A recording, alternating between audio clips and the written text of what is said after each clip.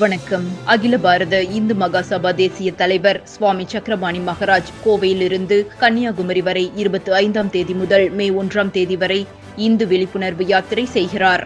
அதன் ஒரு பகுதியாக கோவை துடியலூர் அடுத்துள்ள பன்னிமடையில் உள்ள இளைஞரணி தேசிய ஒருங்கிணைப்பாளர் மற்றும் தமிழ் மாநில பொதுச் செயலாளர் சுபாஷ் வீட்டிற்கு வருகை புரிந்தார். அங்கு காஷ்மீர் பகல்காம் பகுதியில் தீவிரவாதிகளால் படுகொலை செய்யப்பட்ட அப்பாவி பொதுமக்களுக்கு புஷ்பாஞ்சலி செலுத்தப்பட்டது. தொடர்ந்து பத்திரிகையாளர்களிடம் பேசும்பொழுது, தேச பிரிவினையின் போது முஸ்லிம்களுக்காக பாகிஸ்தான் என்ற ஒரு நாடு உருவாக்கப்பட்டது. ஆனால் இந்துக்களுக்காக உருவாக்கப்பட வேண்டிய இந்துஸ்தான் மத சார்பற்ற நாடாக தவறுதலாக உருவாக்கப்பட்டது. பங்களாதேஷ், பாகிஸ்தான், ஆப்கானிஸ்தான் எல்லாம் பாரதம்தான் சூழ்ச்சிகளாலும் சதியாலும் பிரிக்கப்பட்டன.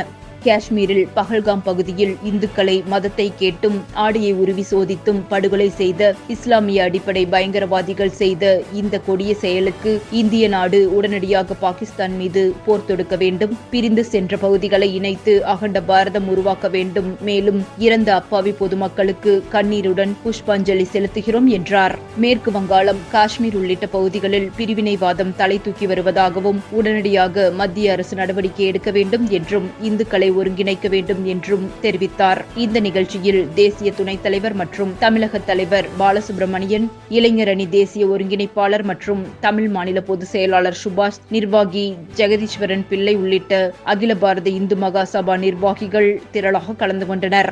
நன்றி.